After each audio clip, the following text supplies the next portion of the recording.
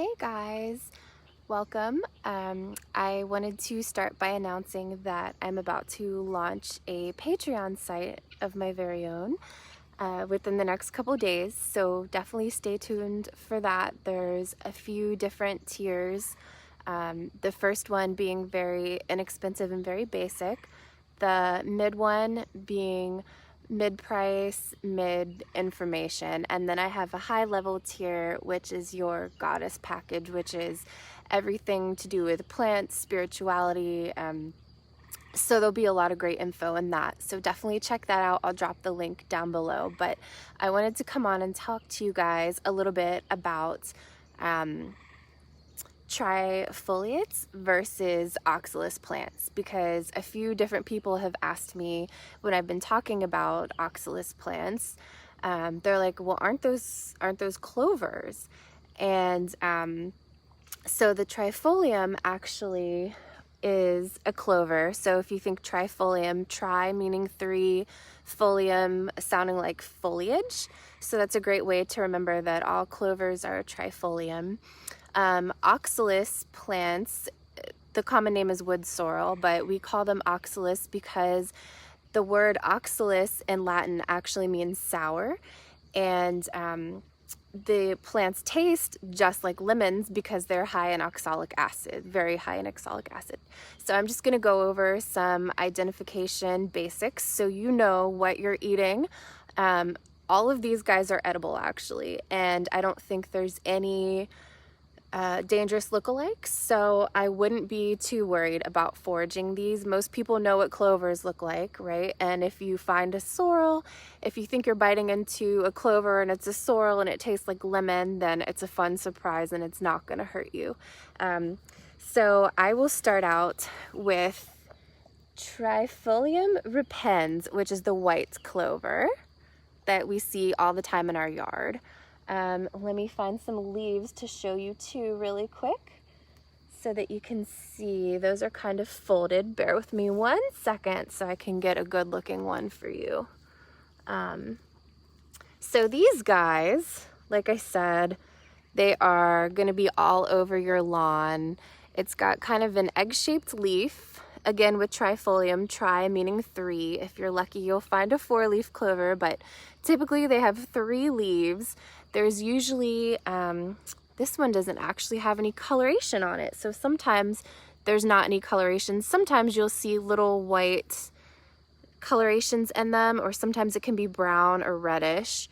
The flowers, if you use a jeweler's loop, are actually a bunch of mini tubular flowers. So these are all in the bean family, so you can eat them. They're delicious. The clovers actually have a good amount of protein in them. So an average clover is somewhere around 17 to 35% protein. And it's not very high in vitamins and minerals, but if you are out hiking, foraging, whatever, that's a great way to get a little bit of protein. I think they taste delicious. So then we have our Trifolium campestre, which is the yellow clover. And these guys have the same shaped leaves. Let me open it up for you because it's later in the day. All of these are closing up, so I probably should have done this earlier. But as you can see, it's still the 3 egg-shaped leaves. Still looks like a clover, it's just yellow. These are super cute, also delicious, edible, protein. All the clovers have calcium, phosphorus, sodium, and magnesium. So that's a little bit of nutrition you get from them. The third kind is the best kind of clover. And this one is the Trifolium pratense. And I don't know if I'm pronouncing that right because I'm not great at Latin, but it's Pratense, Trifolium pratense, I believe. So this is what we call the red clover. It's actually purple to me, but you can see clearly the leaves. You can see the coloration that I was talking about on the leaves, the beautiful purple bud. So the one really cool thing that sets these apart from the other clovers a little bit, in my opinion, is that these are very high in estrogen. So a lot of bean family is, contains estrogen. However, this one is particularly higher. So people with hormonal imbalances, particularly people going through menopause, this is your medicine right here. Pick some of these, dry them out, make a tea, drink it every day. They taste amazing and they give you extra estrogen. So now I will move on to the Oxalis strictica, which I have here. Again, since it's later in the day, some of these plants close up a little bit since the sun isn't fully out, so I should have done this earlier. But I will show you, I have a patch right here. So this is what the Oxalis plant looks like. I'm not sure how well you can see it, but this is what the Oxalis plant. Let me pick a little bit better of an example to show you. I'll pick a nice little patch. Okay, so this is the Oxalis plant. So there's a few different ways to identify this and tell it's different than a clover. The first one being the flower, which unfortunately I wasn't able to find any that are flowering right this second, but I will tell you the flower has 5 petals and 10 stamens and is bright yellow.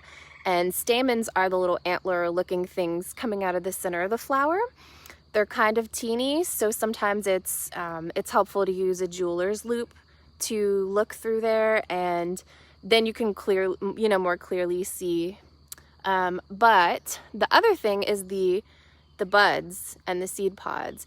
They are going to be sticking out at 90-degree angles about, and that's how you know.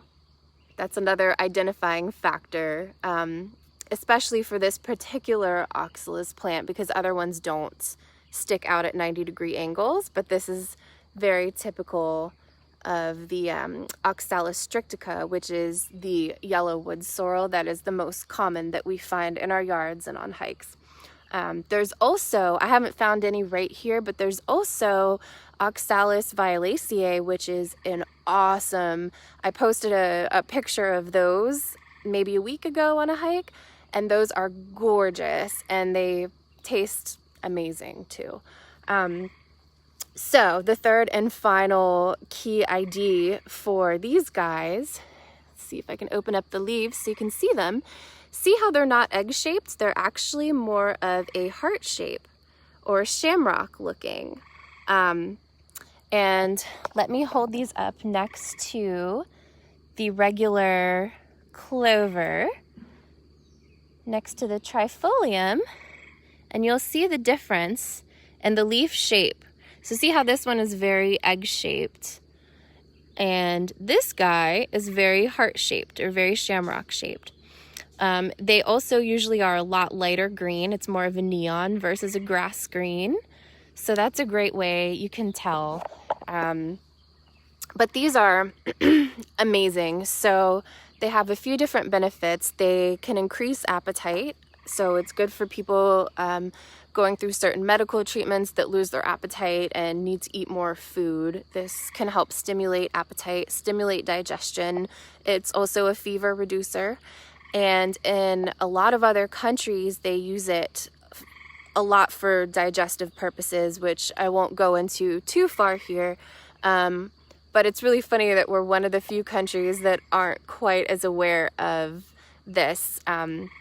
A lot of my plant group Facebook friends that live in other countries are like, yeah, we make chutney out of this and pestos and all kinds of stuff. I like to use them in salad dressing. They taste, like I said earlier, they taste like fresh lemon. I put them in my water a lot when I'm hiking. It definitely helps a lot if I have dry mouth or if I just am feeling kind of hot and tired and need a refreshing pick-me-up, right? These are great for that.